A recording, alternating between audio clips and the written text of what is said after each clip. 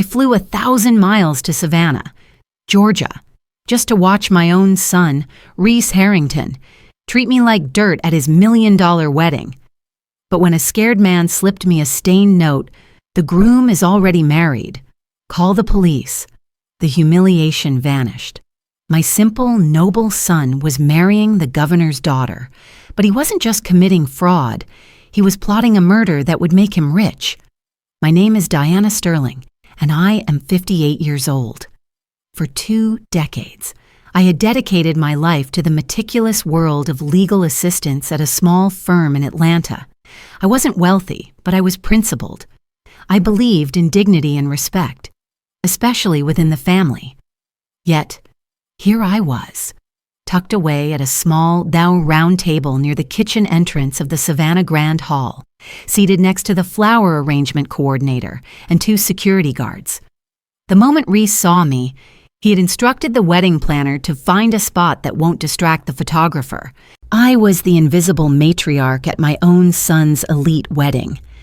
The irony was a knife in my heart.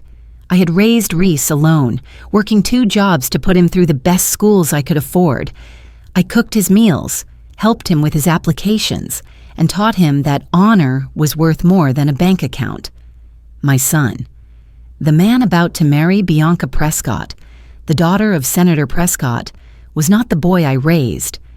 The Rhys I knew, the one who dreamt of building affordable housing, not buying luxury condos, had died a long time ago.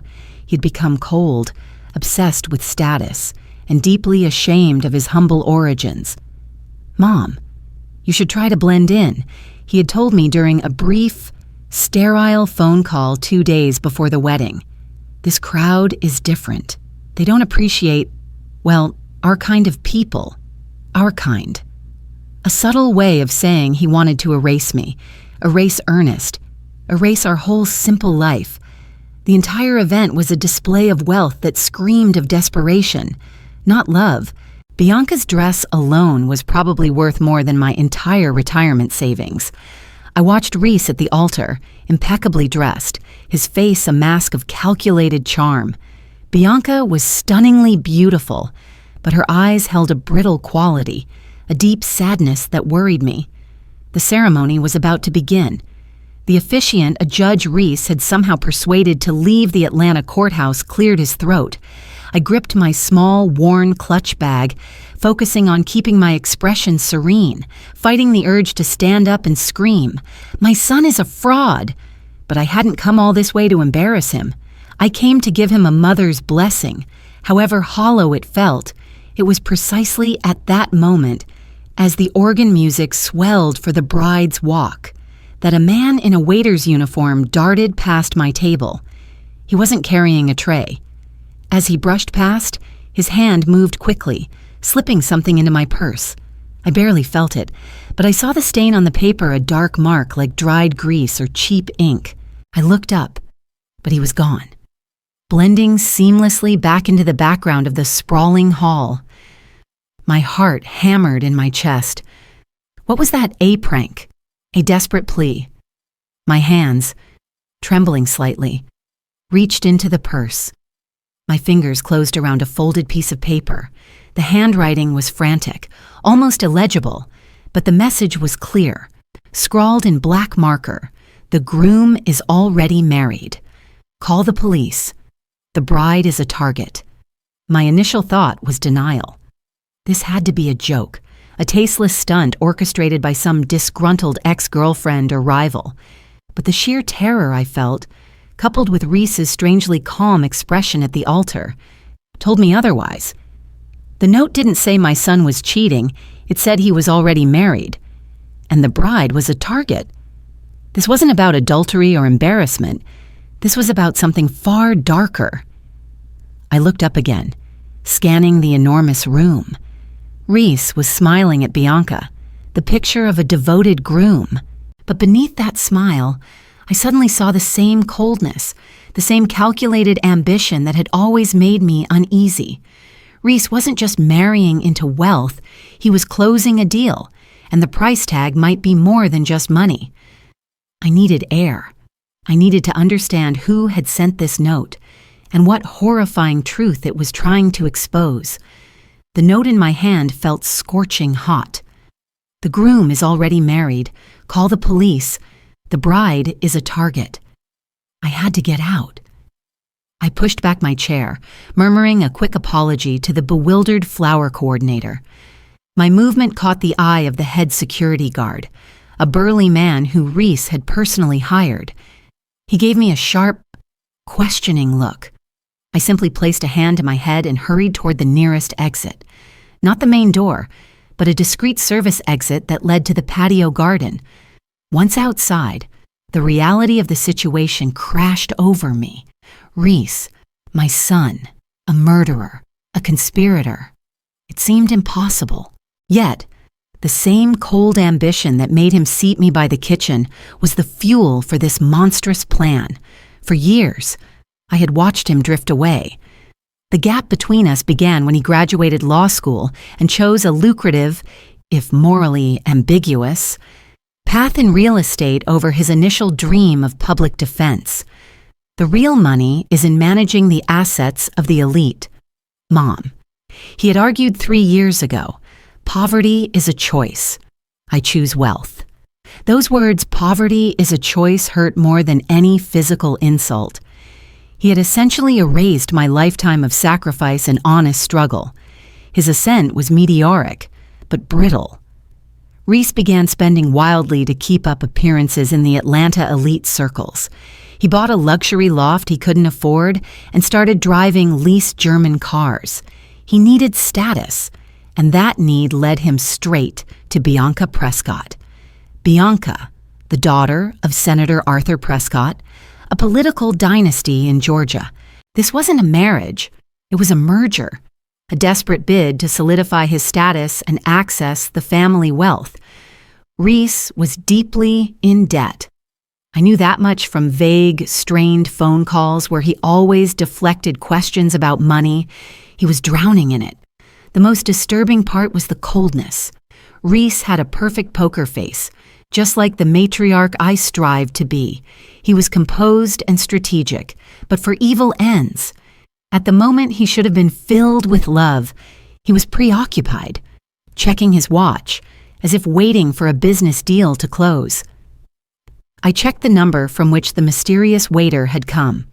I was certain it was the man who slipped the note into my purse. He was in his early 20s, clean-shaven with nervous eyes. He was dressed professionally, but the subtle desperation in his movement suggested he wasn't part of the regular catering staff. He was someone taking a huge risk. The man's name was Owen Marshall. I typed the name into my phone, a habit from my years working with legal background checks. Nothing immediately came up linking him to Bianca or Rhys. I realized I couldn't call the police immediately.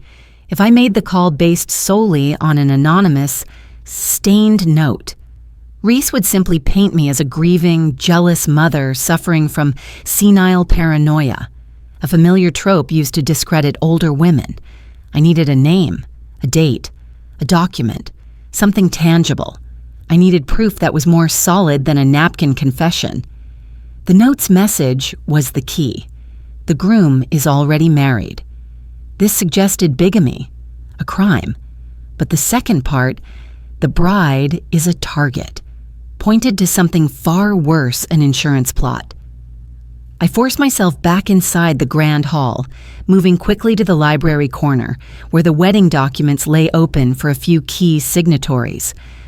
I found Rhys. He was talking to the elderly judge who was officiating. "Mom, what are you doing here?" Rhys's smile was tight, his voice a low hiss. "You're supposed to be seated." I felt faint. "Just getting some water." I lied smoothly. I looked directly at the judge. "It's such a beautiful ceremony." "Judge, I was just admiring how fast Rhys got everything organized. I remember a few weeks ago, he was still talking about getting all the paperwork straightened out." Rhys's hand instinctively clamped onto my arm, his fingers digging into my flesh. "Everything is fine. Mom, all the paperwork is handled. The judge can confirm that everything is completely legal." I pulled away, my gaze unwavering. Of course, a man marrying a Prescott would never cut corners. Would he, Rhys? He didn't answer, his eyes flashing a silent threat. I had planted the seed of doubt and exposed my knowledge. Now, I needed to get out before he realized the significance of the note. I needed to investigate the real money involved, the life insurance. I had to know what Rhys planned to gain from turning his wife into a target. I drove back to my small hotel room in Atlanta that night, my mind racing. I couldn't shake the image of Rhys's cold, controlling hand on my arm. He had tried to hide his panic, but I saw it. The stakes were impossibly high. The note claimed bigamy, but Rhys's immediate concern was the paperwork. I sat down at the small desk, opening my laptop. Years of working legal background checks had taught me exactly where to look for irregularities. The marriage license should be filed in Savannah County, but the note mentioned fraud. I decided to focus on the motive money. Specifically, the life insurance policy. I knew the Prescott family was old money, but a wedding of this scale was always protected by massive financial contracts. I used a few professional contacts I still maintained, discreetly asking them to pull up any recent large-scale insurance policy filed under Bianca Prescott, emphasizing the necessity to check for any unusual amendments or recent beneficiaries. The report came back at 7 o'clock the next morning. What I saw confirmed the sheer audacity of Rhys's greed. Bianca Prescott did, indeed, have a life insurance policy. It wasn't the modest $50,000 I'd expected, but an astonishing $5 million policy, set to mature in the event of her untimely death. Such high policies were common for prominent families, but the anomaly was the update. The policy had been amended just 10 days before the wedding. The amendment dramatically increased the coverage and, more chillingly, specified a single unique beneficiary, Rhys Harrington, named as her future husband and sole financial executor. I stared at the screen, the nausea rising in my throat. The bride is a target. This wasn't just bigamy. This was premeditated murder for financial gain. The $5 million was the key, Rhys's debts, which I estimated to be close to $500,000 paled in comparison to the payout. He wasn't marrying into wealth. He was gambling his future on one calculated, monstrous move. I immediately tried to contact the name on the note, Owen Marshall. I called the number, my heart pounding. A nervous voice answered, "Owen Marshall. This is Diana Sterling, Rhys Harrington's mother. We need to talk. Now. I have the insurance documents." Silence on the other end, then a sharp intake of breath. "Mrs. Sterling, I knew you'd check. I'm risking everything talking to you." His voice was low, frantic. "He's watching me. They are all watching me. Rhys has eyes everywhere in Savannah. I understand. Where can we meet? Not a cafe, not a hotel. Somewhere public, but private." I used my legal mind, channeling the matriarch energy needed to fight. "The Confederate cemetery near the river," Owen whispered. "The biggest one. I'll be by the oldest oak, near the Vance family plot. 3 Don't bring your phone. Leave it in the car. He tracks everything." I agreed instantly. A cemetery. A place for the dead. How fitting that we would discuss my son's murderous intentions there. I immediately began making copies of the insurance policy documents, highlighting Rhys's name as the sole beneficiary and the 10-day amendment clause. These papers were the first hard evidence I had against my own son. Before heading to the cemetery, I took a small but necessary precaution. I secured a copy of the deed to my own house in Atlanta. I didn't trust Rhys or his fiancé for a second. If they were planning murder, they would certainly plan to take everything else. I knew their next step would be to eliminate me, or, more likely, invalidate my legal standing, perhaps by claiming I was mentally unstable or financially inept. My house, The only legacy I had left was not going to be part of Rhys's criminal empire. I felt a surge of cold determination. Rhys had seriously underestimated his mother. I had raised him. I knew his weaknesses, his arrogance, and now, his deepest, darkest secret. He was about to find out that a matriarch fighting for justice is a force more powerful than all the greed in the world. I arrived at the Confederate cemetery 30 minutes early, ensuring my phone was powered off and locked securely in the glove compartment of my car. The oppressive heat of the Georgia afternoon, combined with the solemn, suffocating atmosphere of the cemetery, felt appropriate for the gravity of the secret I carried. I located the ancient oak near the Vance family plot, my heart a heavy, cold stone in my chest. Owen Marshall was there, sitting on a marble bench, his face etched with a fear that mirrored my own. He was impeccably dressed, but his tie was slightly askew and his eyes constantly darted towards the cemetery entrance. He looked like a man about to confess a crime, not reveal one. "Mrs. Sterling," he greeted me, his voice barely a whisper. "Thank you for coming. I can't stay long. I'm technically still part of the Prescott staff." I placed the envelope containing the insurance documents on the bench between us. "Tell me everything." "Owen, why did you risk your life to give me that note?" Owen ran a nervous hand through his hair. "I was Bianca's fiancé, her real fiancé. We were secretly married in Las Vegas 18 months ago. We separated briefly last year, but the divorce was never finalized. Bianca didn't want the family scandal, so she kept the marriage a secret. Rhys found out, maybe through a compromised credit check or one of his shady associates. He didn't expose the bigamy. He used it how I demanded. Rhys promised to clear my gambling debts, my mistake. My weakness if I signed documents stating the marriage was dissolved and Bianca was free to marry him. He paid me a small amount, not even enough for the full debt, but enough to make me keep quiet and participate in the facade. He had a fake divorce certificate drafted. The wedding went ahead because he knew, legally, it was worthless. Bianca is still my wife. But Rhys still gets the $5 million policy, I concluded, tapping the envelope. Owen nodded grimly. Yes, Bianca's family is hyper-focused on appearance. Rhys convinced Bianca to make him the sole beneficiary, just in case, to show commitment. She only did it because Rhys promised her access to an exclusive political fund. But Rhys changed the policy, the fine print. He made the terms payable immediately upon accidental death, not natural death. He's planning to frame it as an accident. Before Owen could say more, a sleek, black sedan pulled up to the curb nearest the cemetery gate. Rhys, my son, stepped out. He wasn't smiling. He was wearing the same cold, calculating mask I'd seen at the wedding. Owen, Diana, what a touching family reunion. Rhys's voice was sharp, cutting through the silence. Mom, I told you to get some rest.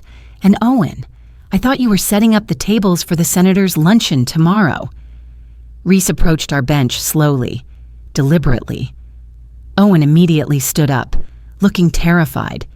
Rhys, you were just discussing family business, which is what I'm here to do. Rhys interrupted, his eyes fixed solely on me. He ignored Owen, an intentional display of contemptuous power. Owen, you're dismissed. Go back to work. Owen glanced at me helplessly, then hurried towards the gate, leaving me alone with my son.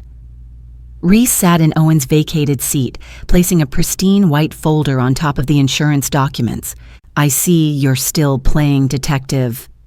Mother, I came here to clear the air. We need to talk about the house.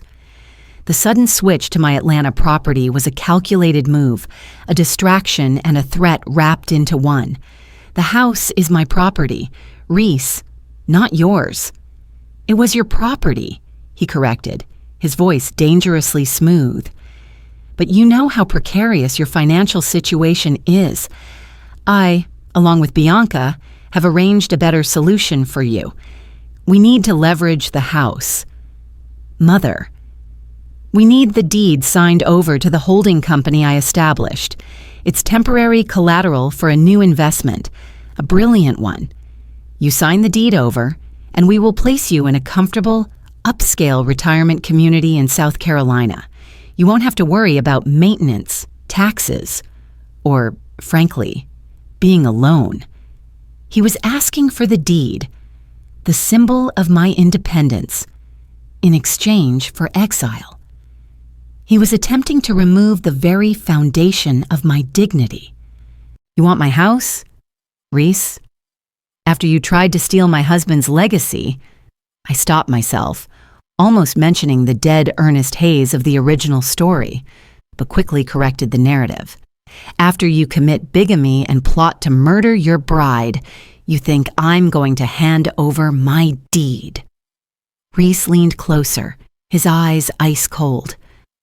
Mother, you are 58 years old. You are emotionally volatile, prone to paranoia. I have witnesses to your strange behavior at the wedding. You could lose the house to tax liens or a bad investment.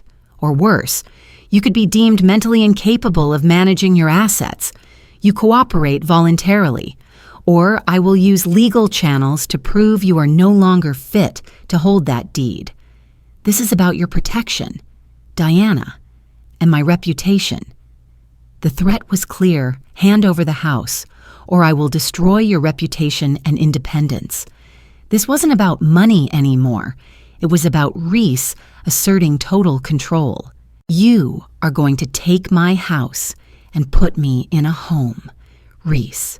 Just like that, I asked, meeting his gaze with the coldest dignity I could summon. My mother's instincts were screaming that the greatest betrayal was happening right here, on holy ground near the dead. It's simply asset management. Mother, Rhys repeated, his tone patronizing, and protection. I just need you to sign the power of attorney forms and the deed today. It will be much cleaner. Cleaner for whom? Rhys, for you, to protect your $5 million inheritance when your accident plan fails. The word inheritance struck him like a physical blow. His composure fractured. What are you talking about? He hissed, his face draining of color. He darted a look around the cemetery, paranoid that someone might be listening. I tapped the envelope of documents, the $5 million policy. Rhys, the one you amended 10 days before the wedding, making yourself the sole beneficiary on Bianca's premature death. I've worked in a legal firm for 20 years. I know how to pull a public record.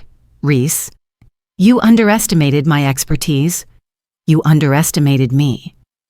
Rhys was silent for a terrifying moment, the silence of a cornered predator. He finally forced a tight, fake smile. Insurance is a protective measure. Mother, nothing more. You are inventing a fantasy. No. Rhys, I am simply reading the fine print, and I will not sign the deed. You may be my son, but you are also a criminal. This conversation is over. I stood up, gathering my purse and the incriminating documents. Rhys tried to grab my arm, but I pulled away sharply. He was too focused on maintaining his public image to cause a scene in the cemetery. He let me walk away, his eyes burning into my back. I met Owen the next day at a discreet, non-chain bookstore tucked away in an old Atlanta neighborhood. I knew Rhys wouldn't track me here. We needed to solidify the evidence, particularly the bigamy, which would invalidate the entire marriage and, critically, the insurance beneficiary change. The marriage is still legal. Owen. We need the physical proof, I insisted, spreading the insurance papers on a side table covered in old maps. Owen was pale. I have it. The original documents are still stored in a safe deposit box Bianca keeps in Charleston.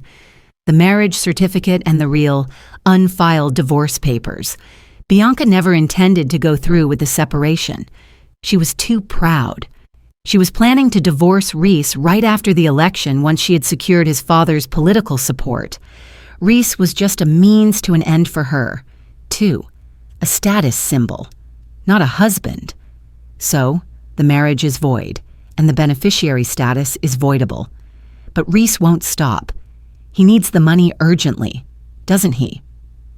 I questioned, recalling Rhys's desperation to seize my deed. Yes, Rhys is indebted to a ruthless Atlanta hedge fund manager, Wallace Thorne. I heard him on the phone, demanding immediate cash. If Rhys can't clear the $500,000 debt this week, Thorne is going to seize Rhys's real estate firm and expose his financial fraud.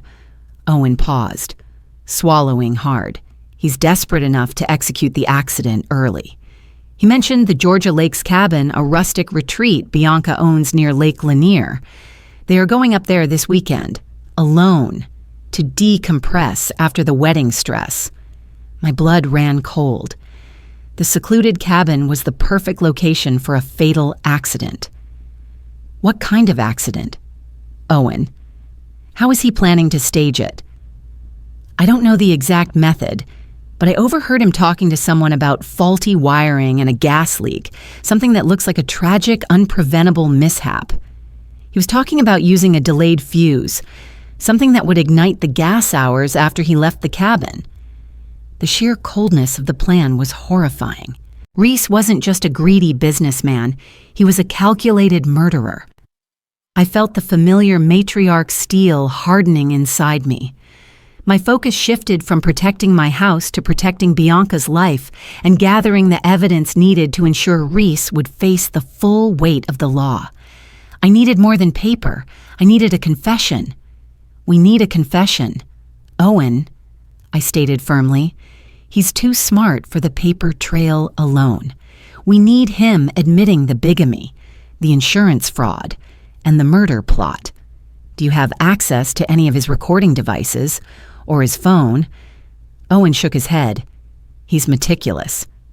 But I do know he often uses a voice-activated recorder on his office phone to document his most sensitive deals, the illegal ones. It's for leverage against his partners. He keeps the USB drive hidden behind a loose brick in the old fireplace of his loft.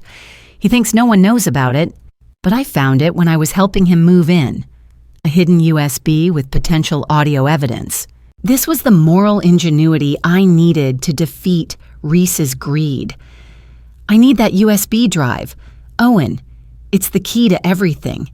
You get the marriage certificate from Charleston. I'll handle the loft.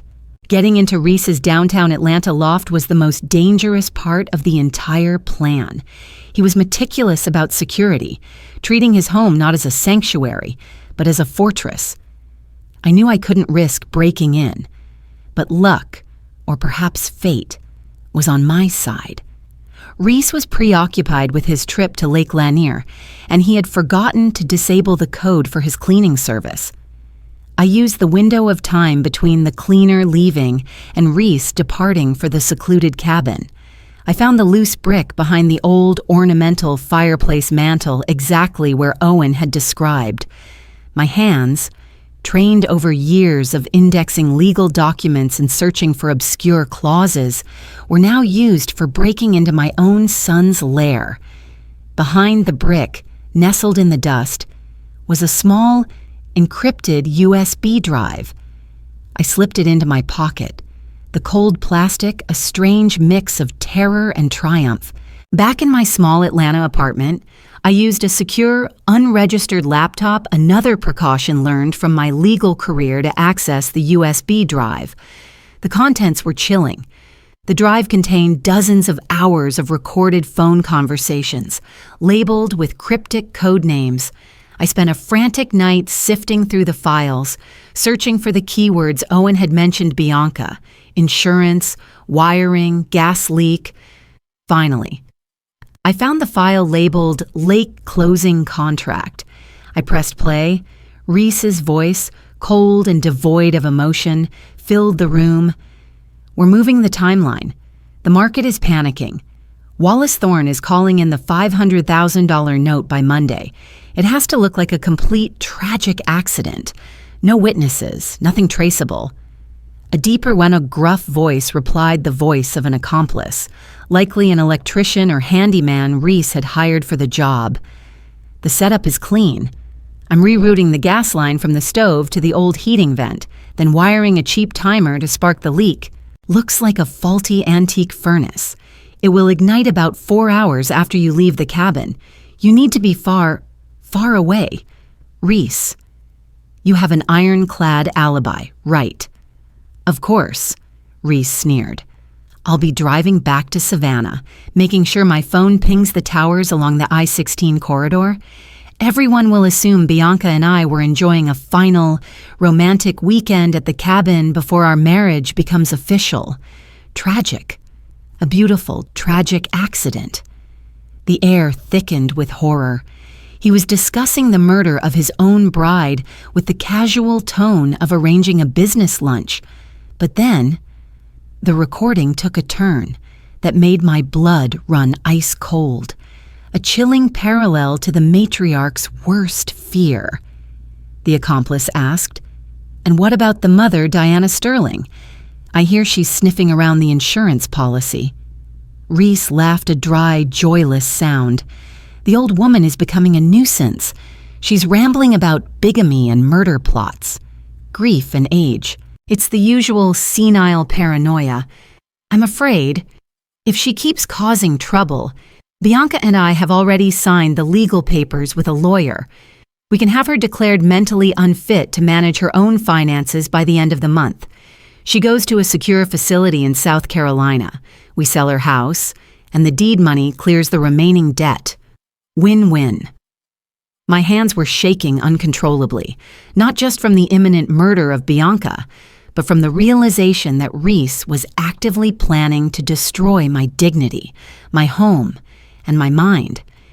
He was going to use the law, the very system I respected, to steal my entire life and label me as crazy.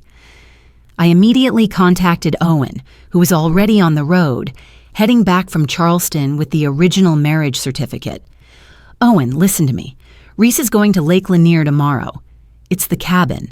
Gas leak and faulty wiring. We have to stop this immediately." "But Mrs. Sterling, we don't have time to get to Lake Lanier and back to the police. We need to expose him publicly.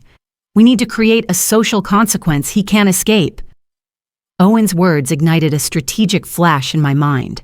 Rhys and Bianca were due back Sunday evening for the formal, traditional Sunday dinner with Senator Prescott and the entire family. That was Rhys's next crucial public performance. If Bianca failed to appear, Rhys would be the grieving widower. But if I exposed him before he could execute the murder, the entire Prescott dynasty would witness the truth. I needed a public stage and a definitive, undeniable confrontation. Owen, change course, forget the cabin, head straight to Savannah. We are going to the Sunday dinner. We are going to face him in front of his new family. The formal Sunday dinner at the Prescott family's historic Savannah mansion was Rhys's ultimate theater of respectability. It was the first time the entire extended political family would gather after the wedding, and Rhys planned to use this opportunity to cement his position, likely spreading lies about Bianca's supposed eccentricities at the cabin to set the stage for her imminent disappearance. This was the moment for the public confrontation. I arrived exactly 15 minutes late, dressed in the most appropriate, yet reserved, purple silk dress. I owned the kind of attire that suggested dignity and quiet confidence, not hysterical grief. I walked into the grand dining room and the chatter immediately ceased. Senator Arthur Prescott, Bianca's father, a man known for his unflappable composure, regarded me with a cool, questioning stare. Rhys and Bianca were already seated at the head table. Rhys's expression, upon seeing me, contorted into a mask of thinly veiled fury. "Mother, what a surprise," Rhys said, his voice dripping with false pleasantness. "I thought you were feeling too unwell to attend." I felt a sudden recovery.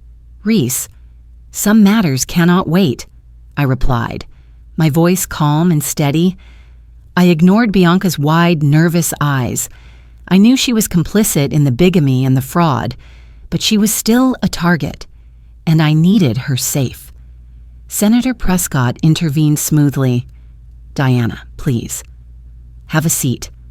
We were just discussing the recent charitable endeavors Rhys plans to champion." He gestured to a chair far down the table, deliberately seating me next to a young aide who was clearly meant to keep me quiet. I sat, but I didn't stay quiet. As the first course, an elegant lobster bisque, was being served, Rhys began his calculated performance. He started talking about the stressful honeymoon at the Lake Lanier cabin, emphasizing Bianca's fragile nerves and her tendency to be overly cautious about things like fire safety and old wiring. He was planting seeds of doubt, preemptively framing her as the cause of the eventual accident. She truly is so sensitive. Rhys sighed dramatically, looking around the table for sympathy. "I worry about her. Senator, she gets these paranoid ideas." That was my cue. I put down my napkin, meeting Rhys's gaze directly. Paranoid ideas. Rhys, or simple common sense. Like the common sense it takes to be concerned about a $5 million life insurance policy that was amended 10 days before the wedding, making you the sole beneficiary. The noise in the room died completely. Senator Prescott, a man accustomed to political fireworks, froze, his spoon hovering inches above his soup. Rhys instantly went into attack mode, his face turning crimson. "Mother, you are embarrassing me. This is exactly the kind of irrational paranoia I was discussing. I apologize. Senator, my mother is clearly suffering from complicated grief and age-related delusions. She requires immediate medical assessment." Bianca, looking utterly terrified, jumped in to support him. "Yes, Diana, please stop. We just want to help you get the care you need." "The care I need," I countered, raising my voice so the entire table could hear. "Or the care you need to make sure I am deemed mentally unfit so Rhys can steal my house deed and silence the only witness against his murder plot." Rhys half rose from his seat. "Security, get my mother out of here immediately. She is having a breakdown." "Stay seated, Rhys," I ordered, my tone firm, channeling the composure of a veteran lawyer addressing a panicked junior associate. I pulled out my laptop, which Owen had discreetly connected to the mansion's sound system during the initial chaos. "Before you have me removed for my delusions, perhaps we should all listen to your reality." I clicked play on the late closing contract audio file. Rhys's cold voice filled the silent dining room. "The setup is clean. I'm rerouting the gas line from the stove to the old heating vent, then wiring a cheap timer to spark the leak. Looks like a faulty antique furnace. It will ignite about 4 hours after you leave the cabin. You need to be far, far away. Rhys." A collective gasp swept through the Prescott table. The sound of Rhys discussing Bianca's planned death, his casual tone, and the shocking technical details of the sabotage plan created a wave of absolute horror. Senator Prescott, an imposing figure of power, sank back into his chair, looking utterly devastated. Rhys lunged for the laptop, but Owen, who had been waiting near the service door, moved faster. He stood directly behind Rhys, holding up the genuine marriage certificate. "Don't touch her. Rhys, you're already guilty of bigamy, fraud, and now attempted murder. The police are on their way." Rhys looked from Owen to the certificate to the faces of the Prescott family, his eyes darting between panic and hatred. He was exposed, publicly and irrevocably. The truth, backed by audio evidence, had just shattered his perfect, multi-million-dollar life. The silence in the grand dining room was broken by the wail of sirens approaching the Prescott mansion. Senator Prescott, regaining his political composure, stood up, but his face was gray with betrayal. He looked not at the armed police entering the room, but at Rhys, his supposed new son-in-law. "Rhys," the senator said, his voice a low, terrifying rumble. "Explain this recording. Explain the bigamy and the plot to steal my daughter's life. Rhys, realizing the audio evidence was irrefutable, dropped the act. His facade of the ambitious, charming young lawyer crumbled into pure malice. It was necessary he spat, his eyes wild. I was clearing my name. Bianca was going to use me and then discard me after the election. I deserve this fortune more than that spoiled family. And you, Mother, he turned his fury on me. You think you're noble. You're just a jealous, pathetic woman who can't stand to see her son succeed. You will rot in a home for the mentally unfit. His public outburst sealed his fate far more effectively than any audio recording. The officers, led by a stern Savannah police captain, immediately placed Rhys in handcuffs. Bianca, seeing her entire elite world collapse, began to sob hysterically. Owen quickly presented the genuine marriage certificate to the captain, confirming the bigamy and the nullification of the entire marriage to Rhys. You're under arrest, Rhys Harrington, for conspiracy to commit murder and severe financial fraud, the captain stated. I watched as my son, the boy I had raised with honor, was escorted away, his wedding suit now a uniform of shame. My eyes met Bianca's for a moment. She was a co-conspirator in the fraud, yet she was also Rhys's victim. She was still standing, but her dignity, like Rhys's, was entirely destroyed. The next few weeks were a relentless whirlwind of legal action. The case, dubbed the bridal policy plot by the Georgia media, became a national sensation. I filed a full police report detailing Rhys's attempts to have me declared mentally unfit and his scheme to seize the deed to my house. The audio evidence and the unfiled marriage certificate were damning. The trial was scheduled quickly due to the high-profile nature and the political embarrassment surrounding Senator Prescott. I knew the trial was essential not just for legal closure, but for social consequence. My son had tried to destroy my dignity in front of the community. The court was the arena for my definitive vindication. I took the stand, not as a victim, but as a matriarch defending her principles. I wore my most somber, yet dignified, dark gray suit. I testified calmly about Rhys's moral decline, the shame he felt for his honest background, and his cold, calculated attempts to strip me of my independence. The prosecution used the audio recording of the murder plot as its centerpiece. When Rhys's voice, discussing the faulty wiring and gas timer, echoed through the quiet courtroom, a wave of palpable horror swept the gallery. The sight of Rhys, sitting at the defendant's table, rigid and pale, confirmed the moral death he had chosen. The defense attorney tried every tactic, attempting to paint me as an emotionally unstable, middle-aged woman, prone to senile paranoia and exaggeration. They argued that the audio was taken out of context and that Rhys was merely a victim of immense business pressure. Mrs. G. Sterling, the defense lawyer sneered during cross-examination, you are accusing your own flesh and blood of plotting to kill his bride. Can you honestly say that your judgment is not clouded by a mother's disappointment and perhaps a touch of mental confusion? I met his gaze firmly. My judgment is not clouded by confusion. It is clarified by 2 decades of working with the law.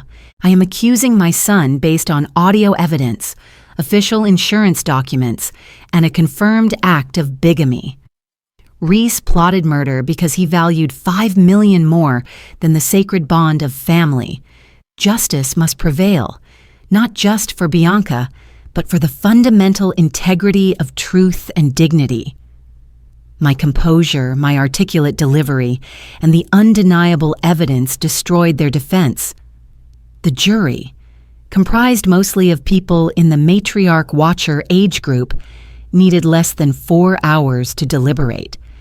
When the judge read the verdict, the courtroom held its breath. In the case of the state of Georgia versus Rhys Harrington on the charge of conspiracy to commit murder, we find the defendant guilty. A muffled cheer erupted in the gallery. On the charge of aggravated financial fraud and bigamy, we find the defendant guilty. Rhys slumped forward, his face hitting the table with a thud. The judge delivered the sentence immediately. Rhys Harrington was sentenced to 20 years in state prison without the possibility of parole for the conspiracy to commit murder, plus 10 years for the fraud charges. The social consequence was complete. The judge also immediately voided all documents signed under the false pretense of marriage and restored the deed to my Atlanta property, declaring the attempt to seize it illegal and malicious. Justice, complete and satisfying, had been served. The courtroom erupted in controlled applause, a rarity that attested to the sheer gravity of Rhys's betrayal and the public demand for justice. As the bailiffs led Rhys away, he looked at me one last time, not with regret, but with pure, unadulterated hatred. I looked back, feeling only profound sadness for the boy he once was. The man he became had died in my heart long before the verdict. Senator Prescott approached me, his political mask finally abandoned. "Diana," he said, his voice raw, "I owe you everything. You saved my daughter's life and stopped a catastrophic political scandal. Rhys Harrington underestimated you." "He underestimated the power of truth, Senator," I replied quietly, "and the strength of a mother protecting her dignity." Bianca Prescott, realizing the depth of Rhys's malice, fully cooperated with the prosecution. She was granted immunity in exchange for her testimony regarding Rhys's financial manipulations and the insurance fraud. Her marriage to Rhys was officially annulled, and she resumed her true marriage to Owen Marshall. As for my own future, the verdict brought complete and satisfying closure. I had restored my dignity in front of the community that Rhys had tried to turn against me. The $5 million insurance policy was voided. I had no interest in the blood money or the ill-gotten gains. Following the example of the old storytellers who turned tragedy into hope, I made a definitive decision. I sold the deed to the Atlanta property, which Rhys had coveted so fiercely, and used the entire proceeds, combined with my life savings, to establish the Sterling Vance Matriarch Foundation. The Foundation's mission is simple: to provide pro bono legal and investigative support to middle-aged and elderly women, often called the matriarch watcher demographic, who are being financially or emotionally exploited by family members who accuse them of senile paranoia or threaten to seize their assets and legacies. The Foundation stands as a symbol that love is not blind, and love with boundaries is true love. Years passed, bringing a quiet, principled peace to my life. I continued to work part-time, sharing my legal expertise with the Foundation, helping dozens of women regain their independence and sense of self-worth. Owen Marshall and Bianca, who finally found their way back together, became lifelong friends. Owen, in particular, often visits me at my modest new apartment, bringing me updates on the Foundation's work. He calls me his mentor, the matriarch who taught him the value of honesty over debt. Sometimes, people ask me if I regret sending my only son to prison. The question is complicated, and the answer is usually I miss the child he was, but the man he became was a stranger. The man I mourned that day at the wedding was the Rhys who traded his honor for $5 million. I received one final communication from Rhys. It was a brief official letter from the prison counselor informing me that Rhys Harrington, after serving only 2 years of his sentence, had taken his own life in his cell. The note he left was short, filled with hollow regrets and self-pity, blaming the pressure of the elite world. I did not weep for the criminal, but I allowed myself one last tear for the little boy who once dreamt of becoming an honest man. Today, I live a life of principled simplicity. I have peace. My dignity was restored at the courtroom, witnessed by the community. I learned that true family is not defined by blood, but by shared values, mutual respect, and a love that never turns into harm. On quiet evenings, I often sit alone, reviewing the latest success stories of the Sterling Vance Foundation. I see how one small act of courage following a stained, anonymous note turned my personal tragedy into a legacy of hope and justice for others. And I know, unequivocally, that I chose the right path. It is never ever too late to seek justice, no matter who the culprit is. My friend, this is Diana Sterling, and this is my truth. My story, like yours, proves that integrity is stronger than greed. If you are struggling with betrayal, remember that true justice is the restoration of your dignity before the world. We must choose honesty over comfort, always. What would you have done if you had received that chilling note at your son's wedding? Let's meet in the comments. I am eager to hear your thoughts and solutions. If this story resonated with your fight for justice, please consider sending a super thanks to support the channel and the Matriarch Foundation's vital work.